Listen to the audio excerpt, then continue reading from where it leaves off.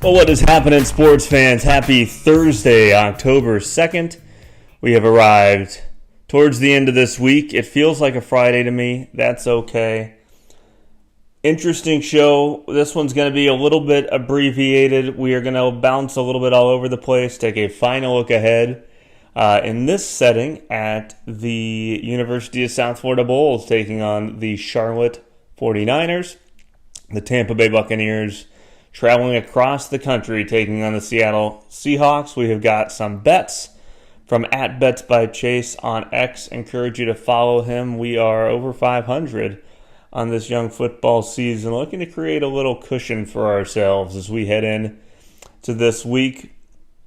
And we'll just take a little look ahead at some general college football, some general NFL, and there's an article I want to read. I am interested to hear the direction in which it goes. It's an article from The Athletic about NHL expansion, and they use Quebec City as the focus in this article, but I think it is more of a statement on the NFL as a whole.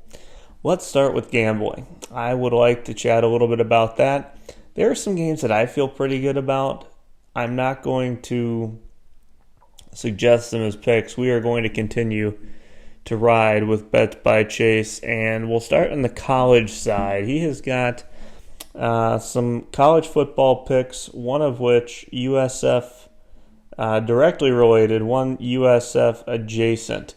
The first pick from Bets by Chase is the team over for the University of South Florida Bulls. That is 41.5 points that the fine folks in Las Vegas think USF will score against Charlotte. Chase likes the over. Again, the over on USF total team points.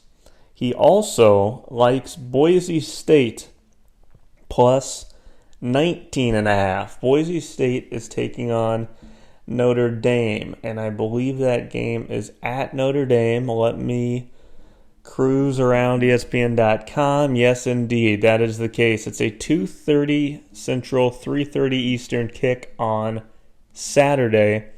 Notre Dame, ranked number 21 in the country, playing host to Boise State. Of course, we have seen Boise State. USF picked up the win versus them. Notre Dame, 2 losses to start the season, a 27-24 loss to a Miami team, which I've talked about quite a bit. I believe to be one of, if not the best team in the country. Also lost to Texas A&M by a point. Miami by 3, Texas A&M by 1. Believe Texas A&M is still undefeated. Let me fact check that. Yes, they are 4-0. With that win over Notre Dame, a win over Auburn, Utah State, and UTSA. So Boise State with their hands full, but @BetsByChase thinks that Boise State will be able to cover the line in the Notre Dame-Boise State game. As I mentioned, 19.5 points, over-under at 63.5. Chase likes rolling with the Broncos in that one. Where do I want to go next? Let's just go, we'll stick with @BetsByChase. We'll go over to the NFL side. He is sticking with the Minnesota Vikings. Vikings burned him last week. I really like this pick this week, though. Vikings are -4 versus the Cleveland Browns. And the Vikings stayed over in Europe after their game in Dublin last week. They are playing in London this week, so they are acclimated over there. Cleveland is coming over for its first game in Europe. It is also going to be the first NFL game for one Dillon Gabriel, who gets to start Sunday morning, 9:30 Eastern start for the Browns. That game will be on the NFL Network. Over-under in that game, 36.5. Bets by Chase taking Minnesota -4. In some places you can get it at 3.5. I also like the under in that game. I think that is going to be a grudge match. You've got Dillon Gabriel v. Carson Wentz, 2 pretty darn good defenses in Europe with an early start. Does not smell like a shootout. I like the under, but that is not going to take the place of my pick for my Tampa 2 bets. Of course, as I mentioned, the Tampa Bay Buccaneers taking on the Seattle Seahawks. Great uniform matchup. I didn't realize until this week the Bucs are keeping those white creamsicles. Seattle is going to have their old school, it's not Hawaii blue, I don't think, but just real pretty jerseys. Seattle still 3.5-point favorites, over under 45.5. Over hit last week for my pick with the Bucs Eagles. I mentioned at that time I am an under guy, even though it took the over. I'm taking it again for the second straight week. Give me the over. Bucs on the road at Seattle, over 45.5 at Lumen Field. And for USF, I've really struggled with this one. I like Chase's team over for USF. I also like the team under for Charlotte. I do not think Charlotte is going to be able to reach the point total that Las Vegas has for them. Most places I'm seeing it at 13.5. Some places have it at 15. I think the Bulls hold them to single digits. Those are my Tampa 2 bets. Again, I am taking the over in the Bucs-Seahawks game combined score, and I'm taking the team under for Charlotte. At Bets by Chase has 2 college picks. He has got the team over for USF and Boise State plus 19.5 on the road versus Notre Dame.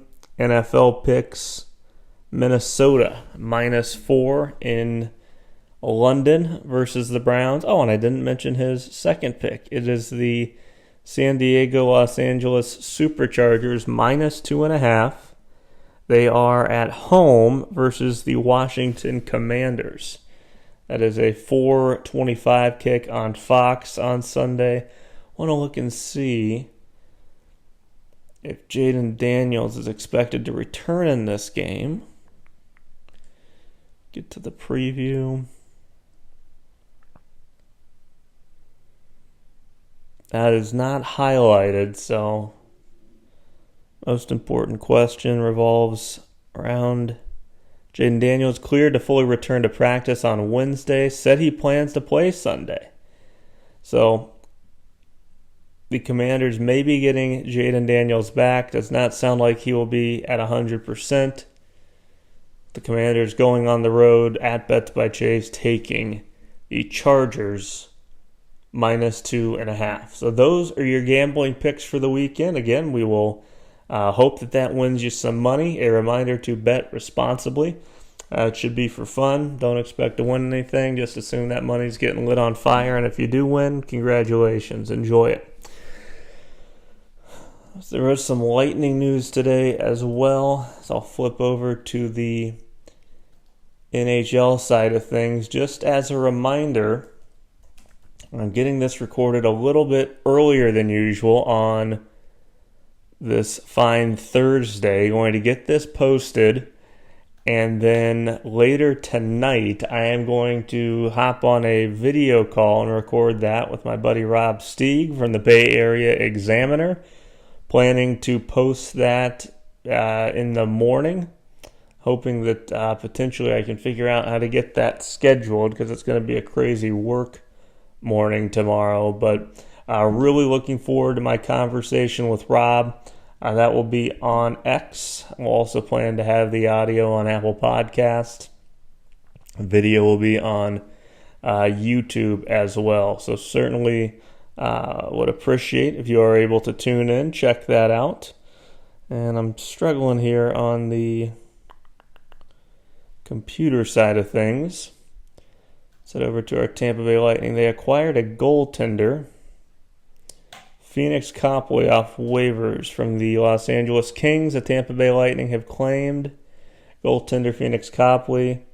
Julien BriseBois announced Copley, 33 years old, 42 games with the Ontario Reign last season, 24-17-1 record, .904 save percentage, 249 goals against, 77 career NHL games with the Kings, Caps, and Blues, registering a 44-16-8 record with an .898 save percentage and a .284 goals against average, 3 shutouts. Alaska native, big guy, 6'4", 205. Originally undrafted before signing with the Capitals as a free agent in 2014. Got his first NHL start in 2018. What this is raising the alarm on is potential concern with Andrei Vasilevsky, if this is something that may be precautionary, if they expect he may miss time or may need to do some more of what they called the beginning of training camp, some planned rest at the player's behest. That is what this certainly seems like the Lightning are preparing for. I have gotten the the Athletic app pulled up here.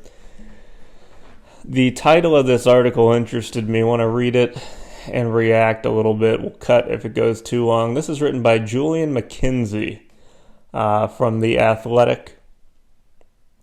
Title of which, will the NHL ever return to Quebec City? Dying expansion buzz reflects, quote, sad reality. Early Monday morning, Ottawa Senators defenseman, this is Dateline Quebec City, Tom Chabot made the 45-minute drive home from Quebec City to his hometown Saint-Marie-des-Beaux, accompanied by several teammates.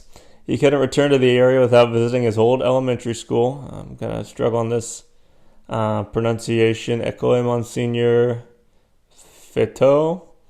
Quote, this is where I grew up. This is where I came to school for many years, Chabot said. This is where my dad was teaching for years and years. It means a lot. It's home. There's no place like home. But the trip also served a broader purpose. When hundreds of cheering children gathered in the school gym to greet Chabot and his teammates, only one wore an Ottawa jersey, a black and red number 7 Kachuk. In delivering Senators branded floorball sticks and player autographs as parting gifts, the team was reinforcing its aim to establish a bigger presence in its neighboring province and convert a new generation of fans.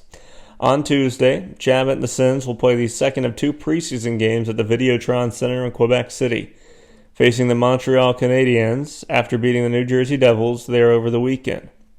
Chabot, who requested to skate in both exhibitions, secured up to 70 tickets per game for his family, including his father, Francois, who grew up a massive Nordiques fan.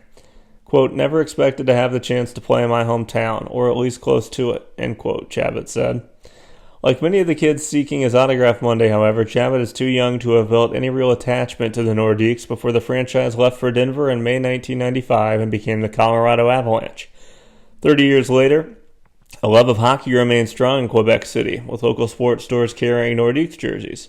But in lieu of an actual team, the city is full of older fans clinging to bygone stories, younger fans finding other rooting interests, and an NHL-ready arena that just celebrated its 10th birthday in September with no NHL tenant. The league did not respond to a request from the Athletic asking whether it discussed the possibility of bringing a team back to Quebec City. In the meantime, the eyes of NHL owners have strayed south of the border, where a handful of American markets have reportedly expressed interest in forking over expansion fees that could one day eclipse $2 billion. Ex-player and current TNT broadcaster Anson Carter leads a group hoping to bring a team back to Atlanta, a city with 2 NHL franchises in its history. Billionaire Dan Friedkin was identified earlier this year as a, quote, strong candidate to bring an NHL team to Houston. Elsewhere, representatives from Indianapolis, Austin, and New Orleans have all reportedly met with the NHL over expansion possibilities. As these potential franchisees line up to meet with Commissioner Gary Bettman, Quebec City fans like 36-year-old Jonathan Picard are left disappointed. Quote, it's a sad reality that Quebec City doesn't get much consideration, Picard said, but I understand why. There's bigger markets. They want to expand in the United States to have new fans. I know that is what is going to push with the top people with the league, but it hurts that I find they ignore Quebec. It's not as though Quebec City officials haven't tried to bring hockey back, but they've been burned before. In 2009, then Mayor Régis Lebaume, again, apologies, my French is not strong, spoke to Bettman about a possible NHL return. Bettman said he'd consider the city if they got a new arena and a team was for sale.